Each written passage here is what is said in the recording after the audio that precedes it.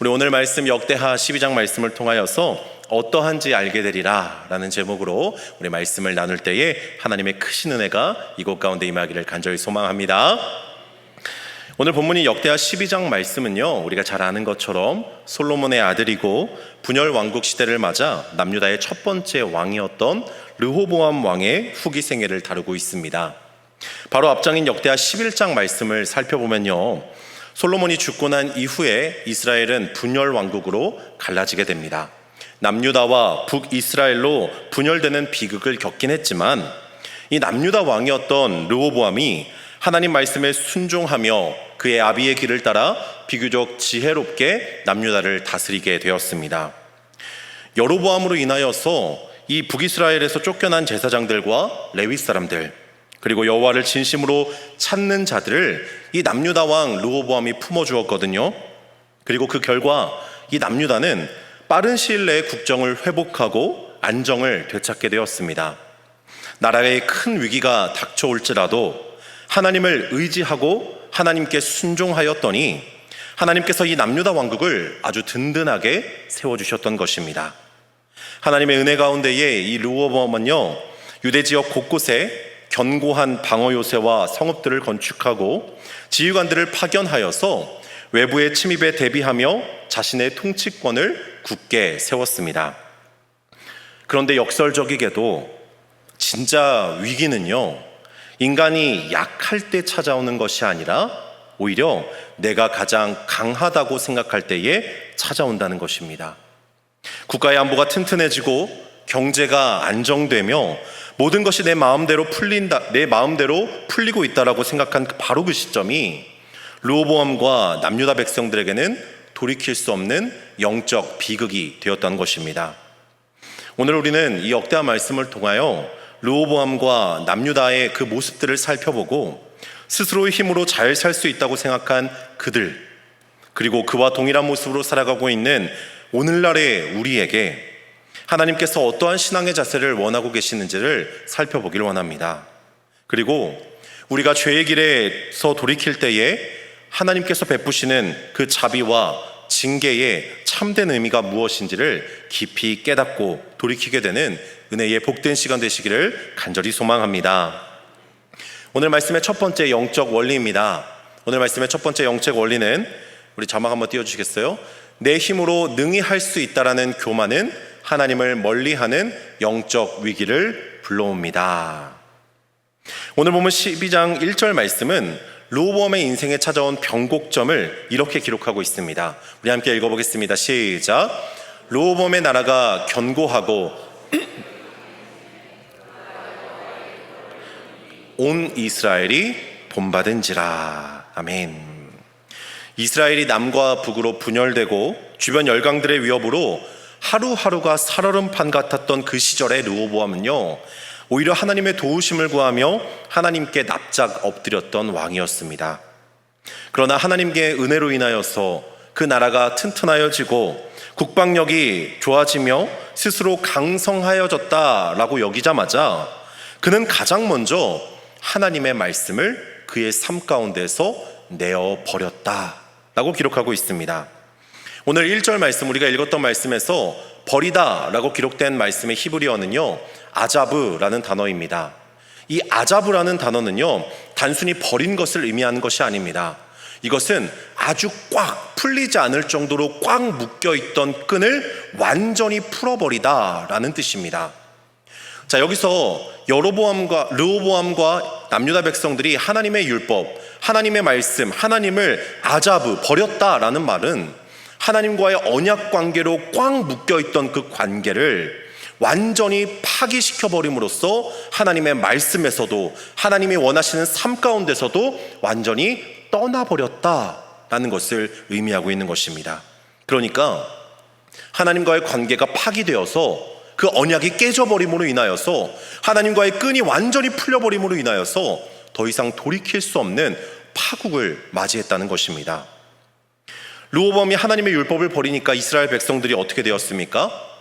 왕도 하나님을 버리니 우리 또한 왕을 본받아 하나님의 말씀을, 하나님의 율법을 버리자라고 말하면서 우상을 숭배하고 범죄하며 똑같이 왕과 같이 타락해버렸습니다. 혹시 성도님들께서는 내 자녀가 어렸을 때에 정말 지지리도 말을 안 듣거나 집안을 난장판으로 만들어 놓거나 정말 물건을 부수고 이해가 되지 않는 행동을 했을 때 어떻게 말씀하셨습니까? 쟤는 누굴 닮아서 저러는 거야? 누굴 닮았겠습니까? 부모님을 닮았죠. 그렇죠. 누굴 닮았겠습니까? 자녀가 무엇을 보고 배우겠습니까? 부모를 보고 배우죠. 여러분, 마찬가지입니다. 이스라엘 백성들이요, 영적 아버지였던 그 왕을 보고 그대로 닮아가는 거예요. 다윗의 시대에도 마찬가지였고 솔로몬의 시대에도 마찬가지였습니다. 오늘 르호보암이 하나님의 말씀, 하나님의 율법을 버리자마자 이스라엘 백성들도 동일하게 하나님의 율법을 버렸다라고 성경이 기록하고 있는 것입니다. 여러분, 르호보암과 이스라엘 백성들이 왜 그들의 마음 가운데에서, 삶 가운데에서 하나님의 말씀 그리고 하나님을 버렸을까요? 그 이유가 무엇이었겠습니까? 바로 그들 마음 가운데 독버섯처럼 피어오른 교만 때문이었습니다. 잠언 16장 18절 말씀, 우리가 너무나 잘 아는 말씀이죠. 우리 함께 읽어보겠습니다. 시작.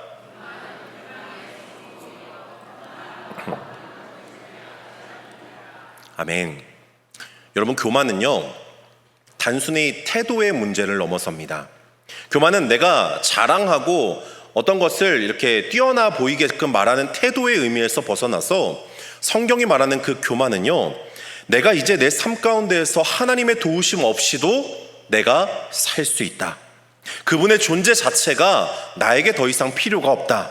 내 힘과 내 지혜로 내가 이 삶을 살아갈 수 있다 라고 말하는 무서운 영적 질병인 것입니다.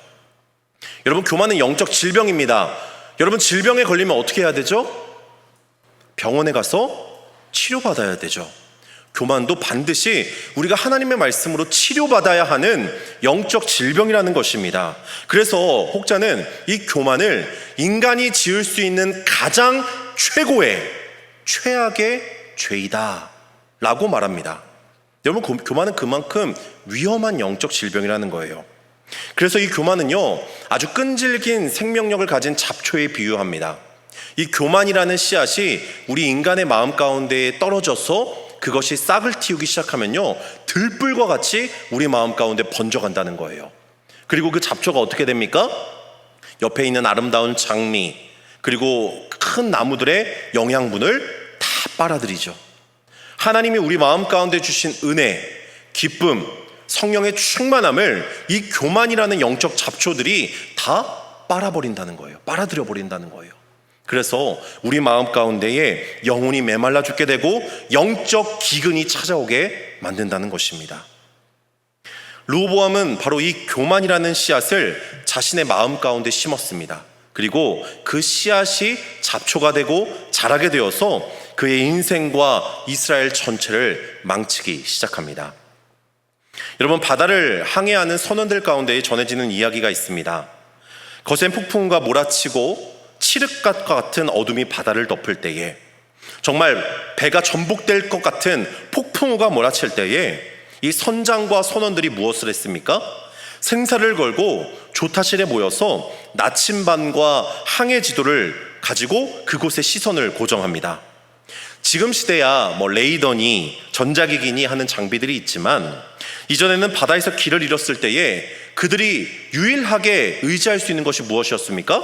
지도와 나침반입니다. 여러분, 이것이 바로 자신들을 살려줄 생명줄이기 때문입니다. 그런데 무서운 폭풍우가 지나가고 날씨가 맑아져서 잔잔한 파도와 눈부신 태양이 비추기 시작하면 상황이 완전히 달라집니다. 어떤 선장은 그토록 애지중지하던 나침반을 서랍 속으로 던져버립니다. 그리고 이렇게 말합니다. 이제 험한 파도는 다 지나갔다. 지금부터는 내 경험과 감각만으로도 충분히 내가 이 배를 몰 수 있다. 여러분, 그러나 그 잔잔한 바다 아래에는요, 우리 눈에 보이지 않는 거대한 암초와 무서운 흐름의 조류가 숨어 있습니다. 나침반을 버리고 자신의 경험만을 믿고 교만하게 키를 붙잡은 선장은 폭풍우는 버텨내었을진정 결국 맑은 날씨 속에서도 암초에 부딪혀서 배를 산산조각 내게 된다는 것입니다. 여러분, 우리의 신앙도 이와 마찬가지입니다. 인생의 거센 폭풍과 몰아치고 내 힘으로는 도저히 어떻게 할 수 없을 만큼 어려운 인생의 위기가 닥쳤을 때, 건강의 위기, 재정의 위기, 자녀의 위기 등 이 어려움이 닥쳤을 때 우리가 어떻게 합니까? 밤새도록 그 침상을 적시며 눈물로 기도합니다. 하나님의 말씀이라는 그 나침반을 붙들고 우리는 살려달라고 간구하며 하나님께 밤새도록 엎드린다는 것입니다. 여러분, 그런데 그렇게 우리의 그런 어려움의 위기가 하나님의 은혜로 내 병이 낫고 물질이 채워지고 직장에서 승진하고 자녀가 좋은 대학에 입학하면 내 인생의 성이 튼튼하여졌다고 느껴지면 여러분, 우리는 곧 어떻게 합니까? 많은 그리스도인들이 오늘 르호보암처럼 기도의 자리를 슬그머니 떠나고 예배를 소홀히 하며 성경책을 서랍 속에 던져 넣습니다. 이제는 내 경험, 내 인맥, 내 통장의 잔고만으로 충분히 내 인생을 항해할 수 있다고 믿는 것입니다. 바로 영적 교만의 질병에 빠지게 되는 것이죠. 르호보암과 유다 백성이 교만함으로 인하여 하나님의 율법을 버리자 하나님은 어떻게 하십니까? 곧바로 징계의 채찍을 드십니다. 당시 세계 최애 강국이었던 이 애굽, 그 왕 시삭을 보내셔서 예루살렘을 치게 하신 것입니다. 오늘 본문 말씀 12장 2절에서 4절 말씀을 보면 시삭은 병거 1200대와 마병 6만 명, 그리고 셀 수 없을 만큼 엄청난 대군을 이끌고 남유다로 밀고 올라옵니다. 그리고 르호보암이 자신의 힘으로 나라를 지키겠다고 힘들게 건축해 놓은 그 요새와 성벽과 수많은 군대들은요, 이 애굽 앞에서, 시삭 앞에서요, 완전히 추풍낙엽과 같이 무너져 내립니다. 애굽의 군대는 예루살렘의 코앞까지 들이닥쳤고 유다의 방백들과 지도자들은 공포에 질려서 이 예루살렘으로 모여 어떻게 하면 좋겠습니까? 라며 겁에 질려 벌벌 떨고 있었습니다. 여러분, 바로 그때 하나님께서는요, 그들 가운데에 스마야 선지자를 보내어 강력한 심판의 메시지를 전하십니다. 우리 5절 말씀 함께 읽어보겠습니다. 시작.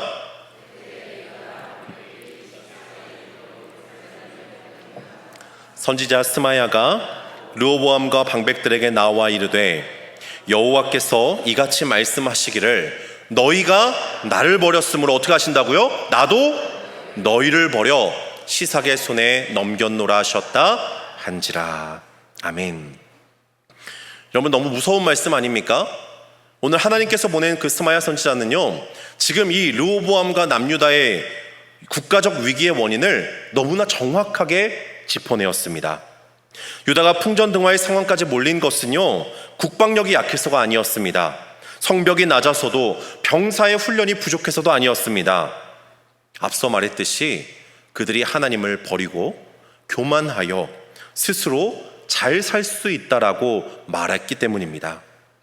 그래서 오늘 본문은 1절과 2절과 5절 말씀에 계속해서 하나님께서 반복적으로 말씀하시는, 스마야 선지자를 통하여서 말씀하시는 내용이 무엇이냐면 너희가 하나님을 버리고 범죄하였다. 하나님을 버리는 것, 여러분, 하나님을 버리는 것이 범죄하였다는 것이에요. 사랑하는 성도 여러분, 우리의 삶에서 하나님을 버리는 일, 하나님 없이도 내가 스스로 잘 살 수 있고 하나님 없이도 내가 내일 눈을 뜰 수 있다고 말하는 이 교만은 결코 쉽게 넘어갈 문제가 아닙니다. 교만함으로 하나님의 율법을 버린 르호보암과 이스라엘에게 하나님께서는 이 스마야를 보내 너희가 나를 버렸으니 나도 똑같이 너희를 버리겠노라 라고 말씀하신다는 겁니다. 여러분, 하나님께서 우리를 버리신다면 1분 1초도 살아갈 수 없게 될 것입니다. 여러분, 이 말씀은요, 단순한 징계의 말씀이 아닙니다. 하나님 없이도 살 수 있다고 착각하는 교만한 인생들이 맞이하게 되는 필연적인 결과를 하나님께서 말씀하고 계시는 겁니다. 하나님의 버리시는 것, 하나님이 그들을 버리시는 것, 교만한 인생들이 맞이하는 결과라는 것입니다. 바라기는 우리 모두가 인생을 살아가면서요, 강성하여졌다라고 느낄 때가 있을 것입니다. 내 인생이 이만하면 괜찮다라고 느낄 때가 분명히 있을 것입니다. 여러분, 그때에 더욱더 하나님 앞에 무릎 꿇을 수 있기를 간절히 소망합니다. 인생이 잘 풀리고 잘 될 때에 더욱더 무릎으로 하나님 앞에 기도하기 원합니다. 우리의 물질이, 내 건강이 풍성히 채워질 때일수록 더욱더 하나님만을 붙들기를 소망합니다. 그렇게 될 때에 우리는 르호보암의 길이 아니라 하나님의 은혜 가운데 온전하게 세워져 가는 인생이 될 줄로 믿습니다. 첫 번째 영적 원리는 교만은 영적 위기를 불러온다였습니다. 오늘 말씀의 두 번째 영적 원리입니다. 우리 함께 읽어보겠습니다. 시작. 하나님은 돌이키는 자를 자비로 용서하시지만 징계를 통해 순종의 참된 가치를 깊이 깨닫게 하십니다. 스마야 선지자의 강력한 하나님의 심판을 들은 이 르호보암과 남유다 백성들은요, 이렇게 반응합니다. 오늘 본문 6절 말씀입니다. 함께 읽겠습니다. 이에 이스라엘 방백들과 왕이 스스로 겸비하여 이르되 여호와는 의로우시다 하매. 자, 여러분, 뭐라고 했습니까? 그들이 어떻게 했다고요? 스스로 겸비하였다.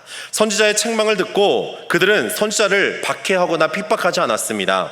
자신의 잘못을 깊이 뉘우치고 겸비한 자세로 하나님 앞에 엎드렸다는 것입니다.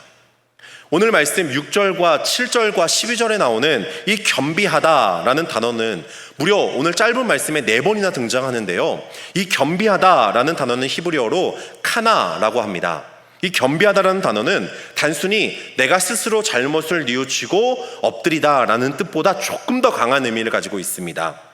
자신의 목을 쳐서 무릎을 치고 완전히 꺾여 하나님 앞에 철저하게 엎드려지는 복종의 자세, 그것이 겸비하다라는 것입니다. 단순히 죄송합니다 하고 끝나는 것이 아니라 나의 굳어진 목을 치고 나의 허리를 치고 무릎을 쳐서 하나님 앞에 완전히 납작 엎드려 내가 아무것도 할 수 없습니다, 하나님만이 나의 도움 되십니다 라고 고백하는 완전히 영적인 복종 자세라는 거예요. 그동안 강한 군대와 성벽이 자신을 지켜줄 것이라고 믿었던 그 교만한 태도를 지금 이 시간 하나님 앞에 겸비하며 내어놓았다는 것입니다. 하나님, 우리는 당신의 도우심 없이는 단 한순간도 살아갈 수 없는 연약한 존재들입니다.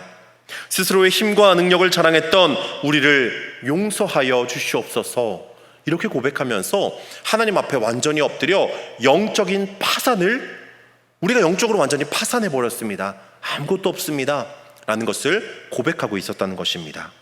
여러분, 이 겸비하다라는 자세가요, 얼마나 어려운 자세겠습니까? 내가 아무것도 아니라는 것을 인정하는 거예요. 내 손에 들린 것들이 아무것도 하나님 앞에서는 가치 없다는 것을 고백하는 것입니다. 내 통장의 잔고가, 내 건강이, 내 자녀들이, 나의 모든 스펙이 하나님 앞에서는 아무런 의미가 없이 나는 벌레만도 못한 존재입니다, 당신의 존재만이, 당신의 도우심만이 나를 일으키실 수 있습니다라고 고백하는 것이 여러분 얼마나 어려운 일입니까? 나의 자존심을 다 꺾어내고 내 마음 가운데 있는 나 자신을 죽이는 일, 여러분 이것이 너무나 어려운 일이에요. 그런데요, 결혼해 보신 분들은 아실 것입니다. 여러분, 저만 해도 저의 아내에게 완전한 굴복을 하거든요. 완전히 영적 복종 상태를 합니다. 여러분, 설거지 하라면 설거지하고, 청소하라고 하면 청소하고, 음식물 쓰레기 갖다 버리라면 순종하죠. 그죠? 음식물 쓰레기 갖다 버립니다. 여러분, 나의 자아를 내세우는 것보다 철저하게 가정 가운데에 그 아내의 말을 따라서 하는 것이 여러분 가정의 행복 아니겠습니까? 때로는 마음에서 불쑥불쑥 올라오는 게 있죠. 이거 당신이 좀 하면 안 돼? 라고 여기까지 올라오다가 하지 않죠. 하면 어떻게 돼요? 큰일 나죠. 큰일 납니다. 여러분, 순종해야 됩니다. 그렇죠? 아내는 남편의 말에 순종하고 남편은 아내를 사랑해야 되잖아요. 여러분, 가정에서, 내가 속한 공동체에서 하나님 앞에 나를 쳐서 복종한다는 것은요, 때로는 사람들에게 우스꽝스럽게 보일 수도 있을 것입니다. 여러분, 그러나 다윗 왕을 보면 어떻습니까? 다윗이 범죄하였습니다. 밧세바와 간음하고 남편 우리아를 죽게 만들었죠. 끔찍한 범죄를 했습니다. 그때 하나님께서 나단 선지자를 보내서 다윗 왕을 책망하시죠. 바로 당신입니다 라고 말했을 때에 이 다윗이 어떻게 말합니까? 어떻게 행동합니까? 여러분, 왕입니다. 한 나라의 왕이에요. 오늘 르호보암도 마찬가지고 다윗도요, 한 나라의 왕입니다.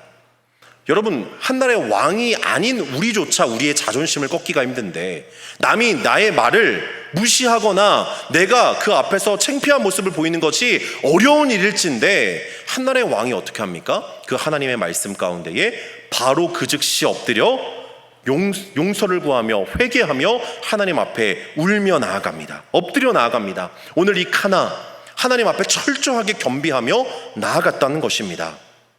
여러분, 그런데 오늘 르호보암의 이 카나, 하나님 앞에 겸비하며 엎드려서 나의 죄를 고백하고 울며 정말 복종하는 이 자세로 오늘 말씀이 끝났다면 얼마나 좋았을까요? 그래서 하나님께서 시삭의 군대를 물리쳐 주셨습니다. 짜잔 하고 해피엔딩으로 끝나면 얼마나 좋았겠어요. 그러나 오늘 말씀은 그렇지 않았습니다. 우리 7절 하반절 말씀 우리 함께 읽어보겠습니다. 시작.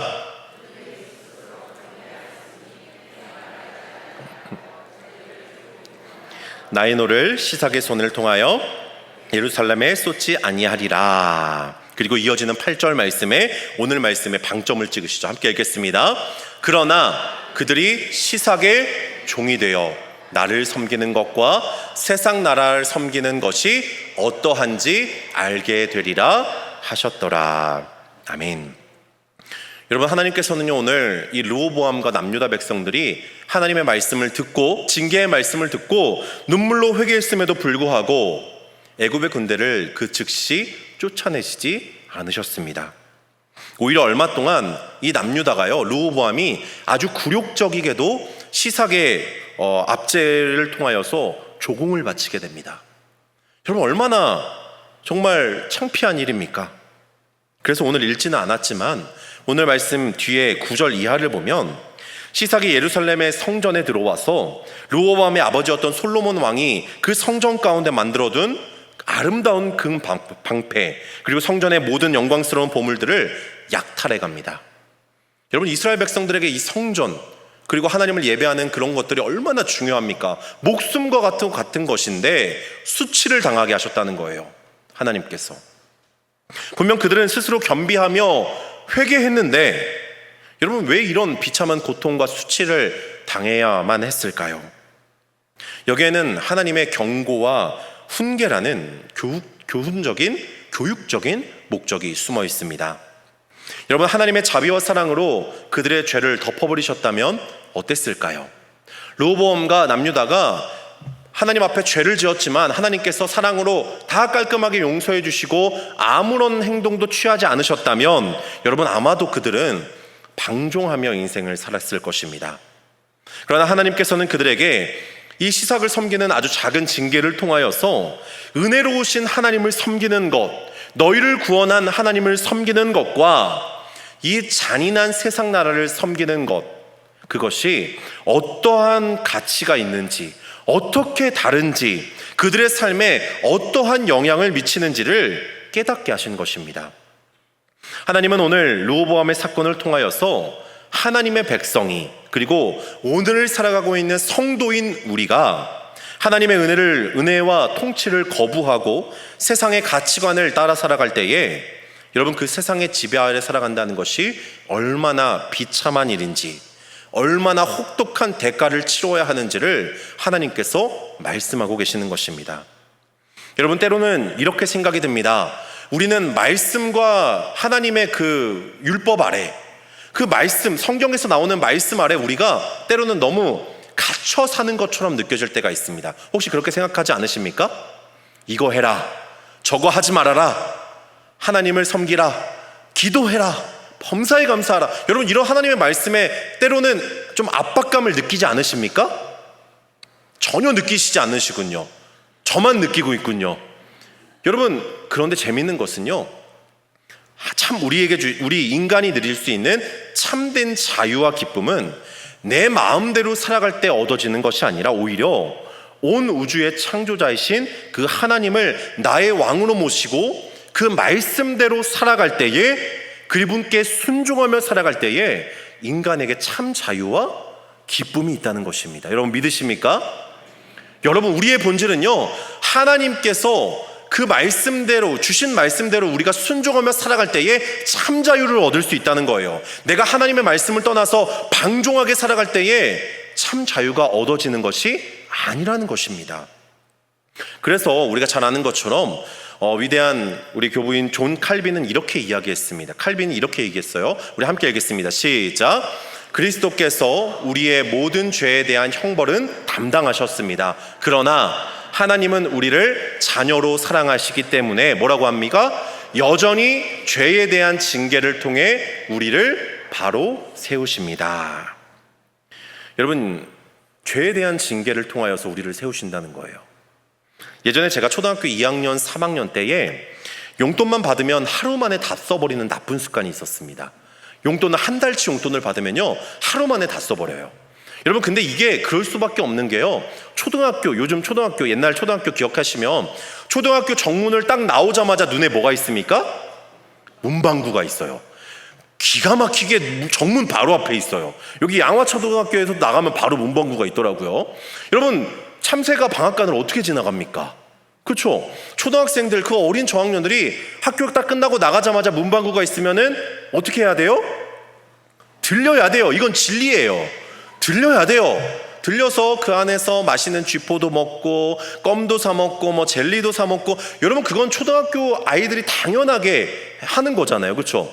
근데 저는요, 용돈을 받아서 그 문방구에서 하루 만에 다 써버리는 거예요. 막 맛있는 것도 사 먹고 뽑기도 하고 막 뭐 스티커도 사고 막 이러면서 하루 만에 그 용돈을, 한 달치 용돈을 다 써버렸습니다. 여러분 제 어머니가 그 사실을 아시고 저를 혼내시고 나서 이 아이의, 우리 아들의 재정 습관을 바로 잡아줘야겠다라고 생각하셨습니다. 그래서 하루는 용돈 기입장을 사서 오셨어요. 용돈 기입장 써보신 분들 아십니까? 있으시죠? 용돈 기입장을 쓰면 어떻습니까? 오늘 내가 무엇을 샀는지, 몇 시 몇 분에 샀는지, 어디에서 샀는지, 얼마를 썼는지, 그래서 내 남은 용돈이 얼마인지, 여러분 기록할 게 엄청 많아요. 용돈 기입장에. 혹시 댁에서 가계부를 쓰시는 분 계십니까? 여러분 가계부를 쓰면 어떻습니까? 내가 오늘 무엇을 샀구나, 그래서 한 달에 이런 것들을 사서 내가 현명한 소비를 했구나 라는 것을 한눈에 볼 수 있게 되잖아요. 그래서 현명한 소비 습관을 기르기 위해서 어머님께서 용돈 기입장을 사다 주셨어요. 그렇게 한 달이 지났습니다. 어머님이 제 한 달 용돈이 5,000원이었거든요 초등학교 2학년 때. 5,000원을 그 용돈을 주시고 나서 한 달 동안 용돈 기입장을 쓰라고 말씀하셨어요. 한 달이 지난 후에 어머님이 오셔서 저에게 말씀하셨습니다. 요한아, 한 달 용돈 잘 관리하고 효율적으로 썼니? 그래서 제가 자신 있게 네! 라고 대답했습니다. 그래서 어머님이 그래? 그럼 용돈 기입장 갖고 와봐라. 그래서 용돈 기입장을 갖다 드렸는데 용돈 기입장에 아무것도 안 써 있는 거예요. 아무것도 안 써 있었어요. 그래서 어머니께서 얘기하셨습니다. 요한아, 어떻게 된 거니? 너 용돈을 사용하고 용돈 기입장에 엄마가 작성하라고 얘기했어 안 했어? 라고 하시면서 회초리를 들기 시작하시는 거예요. 너무 무섭잖아요. 그렇죠? 그래서 제가 재빨리 얘기했습니다. 엄마, 제 용돈 하나도 안 썼어요. 그러면 5,000원 그대로 엄마에게 드렸습니다. 여러분 왜 5,000원을 안 썼을까요? 용돈 기입장을 쓰기 싫으니까. 이게 쓰기가 너무 어려운 거예요. 쓰기 싫으니까 그냥 모르겠다, 용돈을 안 썼어요.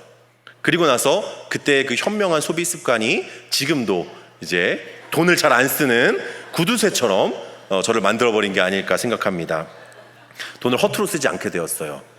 여러분 마찬가지입니다. 우리에게 가장 좋은 신앙의 길, 가장 지혜로운 인생의 길은요, 우리가 죄를 실컷 짓고 하나님께 회개하며 눈물로 나아가고 또 이후에 또 하나님의 징계를 통하여 깨닫게 되는 그런 것을 지혜로운 신앙의 길이라고 이야기하지 않습니다. 아예 우리가 처음부터 하나님의 말씀 가운데 거하며 사탄 마귀에게 우리의 마음을 내어주지 않는 것, 꺼리나 빌미를 내어주지 않는 것, 그것이 바로 지혜로운 신앙의 길이라고 이야기합니다. 하나님의 말씀 안에서 머물며 죄의 유혹에서 단호하게 떠나서 살아가는 것, 그것이야말로 우리의 인생 가운데 가장 자유로운 길이자 가장 기쁨이 되고 가장 안전한 복된 길임을 믿으시기 바랍니다. 여러분 우리가 인생을 살아가면서 르호보암과 같이 죄의 길에 빠질 때가 있습니다. 우리가 용돈을 하루 만에 다 써버리는 우리의 상황이 발생할 때가 있다는 거예요. 하나님 말씀에 순종하지 못하고 이 땅 가운데 세상의 법과 세상의 질서와 세상의 가치에 함몰되어서 살아갈 때가 있다는 것입니다. 그런데요, 여러분, 우리의 마음을 지키지 못하고 죄에 우리의 마음을 내어줬을 때에 우리는요, 무엇을 해야 합니까? 오늘 말씀의 르호보암처럼 하나님의 말씀에 엎드려서 그 즉시 스스로 겸비해야 할 줄로 믿습니다. 겸비해야 한다는 것이 무슨 말이었습니까? 나의 목을 치고 무릎을 쳐서 하나님 앞에 완전하게 복종하는 영적 파산인 그런 자세, 그런 모습, 그런 삶의 태도. 여러분, 그 즉시 하나님 앞에 회개하고 엎드릴 때에 하나님께서는 우리를 사랑으로 품어주시고 다시 돌이키며 회복할 수 있게 하심을 믿으시기 바랍니다. 물론 하나님은 우리를 사랑하시기 때문에 아주 작은 훈계와 징계는 있을 수 있습니다. 내가 다시 그 길로 빠지지 않게 하기 위하여서 하나님께서 매를 드실 수도 있습니다. 나를 사랑하시기 때문에. 여러분, 우리도 마찬가지죠. 자녀가 위험한 행동을 할 때에 타이르고 훈계할 때에 자녀가 말을 또 듣지 않으면 어떡합니까? 몽둥이를 들어서라도 위험한 행동을 하면 안 되게 해야 되잖아요. 왜입니까? 부모 때문입니까? 아니죠. 그 자녀 때문에, 자녀가 위험하게 되지 않기 위해서, 자녀가 안전하게 잘 자랄 수 있게 하기 위해서 그 자녀를 훈계하는 것 아닙니까? 저는 마찬가지입니다. 하나님은요, 절대로 상하고 통해하는 심령을 결코 내어버려 두지 않으십니다. 그를 멸시하지 않으시고 싸매어 주시는 사랑의 하나님이신 줄로 믿습니다. 그러나 작은 징계 가운데서도 우리가 하나님의 그 말씀을 깨닫게 하시고 그리고 그것을 통하여 다시금 하나님 앞에 돌아올 때에 하나님께서는 우리를 하나님의 귀한 자녀로 회복시켜 주실 줄로 믿습니다. 말씀을 맺겠습니다. 사랑하는 성물교회 성도 여러분, 오늘 우리는 이 남유다의 왕 르호보암의 삶을 통하여서 두 가지의 영적 원리를 살펴보았습니다. 첫 번째 영적 원리 기억하십니까? 우리의 마음 가운데 있는 교만은 무엇을 불러온다고요? 영적 위기를 불러온다는 것입니다.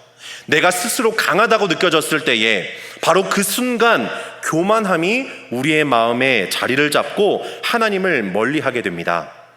르호보암은 하나님의 은혜로 나라가 견고하여졌음에도 불구하고 그 은혜를 잃어버리고 하나님의 율법을 아자아부 버려버렸습니다. 그리고 그 결과는 자신의 의지했던 모든 것들이 한순간에 무너져 내려버렸습니다. 결국 하나님께서 그를 버리시는 것과 같은 영적 고통과 위기를 맞이하게 되었죠. 교만은 단순한 태도의 문제가 아니라 하나님 없이도 살 수 있다고 착각하는 영적 파산의 시작이며 하나님과의 관계를 끊어버리는 무서운 질병임을 우리가 첫 번째 영적 원리를 통하여 알게 되었습니다. 두 번째 영적 원리는 무엇이었습니까? 하나님께 회개하고 돌이키는 자를 하나님께서는 결코 버려두지 않으시고 그를 다시 회복시키신다는 것입니다. 그러나 그가 회복되기 위하여서 작은 징계를 통하여 교훈하시고 훈계하신다는 것입니다. 우리를 영적으로 하나님의 자녀가 될 수 있는 훈련을 하신다는 것이죠. 르호보암과 이스라엘이 남유다가 스스로 겸비하여 회개하였을 때에 하나님은 그들을 멸망시키지 않으셨습니다. 시삭의 손에 넘겨 그 남유다를 완전히 멸망시키지 않으셨습니다. 그러나 그들에게 이 애굽의 압제, 세상의 나라에 속하는, 세상을 섬기는 것을 하나님께서 경험케 하시면서 너희가 세상을 섬기는 것과 하나님을 섬기는 것이 어떠한지 알게 될 것이다. 그 고통 가운데에 너희가 하나님을 섬기는 것이 참된 자유며 기쁨이 된다는 것을 너희가 깨닫게 될 것이다. 여러분, 이렇게 말씀하셨습니다. 이것은 단순한 형벌이 아니라, 단순한 징계가 아니라 하나님의 자녀를 향한 사랑의 징계이고 다시는 같은 길로 향하지 않도록 하는 거룩한 훈련이었던 것입니다. 여러분, 이제 우리는 말씀을 통하여 결단해야 합니다. 하나님을 떠나는 삶은 결코 자유와 해방이 아닙니다. 오히려 그것은 가장 깊은 죄의 속박이며 가장 고통스러운 길이 되는 것입니다. 하나님을 떠난 삶의 끝에는 반드시 무너짐이 있기 때문입니다. 고통이 있기 때문입니다. 영적인 황폐함이 그 끝에 있습니다. 르호보암이 경험했던 것처럼 하나님을 버리는 순간 그들에게 있어서 가장 중요한 것이 사라졌다는 것이죠. 반대로 하나님께 붙어있는 삶, 하나님의 말씀에 순종하는 삶, 하나님과 동행하는 그 삶은요, 때로는 우리의 뜻을 내려놓아야 하는 길일 수도 있습니다. 하나님의 뜻 가운데에 내 뜻과 내 의지를 내려놓아야 하는 그 때가 있을 수도 있습니다. 그러나 그 길이야말로 우리의 인생 가운데에 참된 자유와 기쁨을 주는 길임을 믿으시기 바랍니다. 하나님은 우리를 억압하시는 분이 아니라 가장 안전하고 복된 길로 우리를 인도하시는 분이시기 때문입니다. 우리가 하나님 안에 거할 때만 우리의 영혼은 진정한 평안을 누리게 될 것입니다. 오늘 이 말씀을 기억하시면서 우리 마음 가운데 있는 하나님 없이 살 수 있다라고 생각하는 교만을 뿌리 뽑고, 내 마음 가운데 교만이라는 그 쓴뿌리를 다 뽑아내고 하나님 앞에 겸비하며 엎드리시는 우리 모든 성도님 되시기를 소망합니다. 그리고 그 겸비하며 나아가는 우리의 인생을 하나님께서 내버려 두지 않으시고 다시금 주님의 사랑과 자비로 완전하게 회복시켜 주실 줄로 믿습니다. 여러분, 그 하나님의 은혜와 그 하나님의 사랑을 기억하며 우리의 마음 가운데, 우리의 삶 가운데에 하나님과 동행하는 삶, 하나님께 속한 삶, 세상에 속한 삶이 아니라, 세상의 것들을 섬기는 삶이 아니라 하나님을 섬기고 하나님과 함께하는 삶, 그런 삶이 우리의 삶이 되시기를 간절히 소망합니다. 아멘.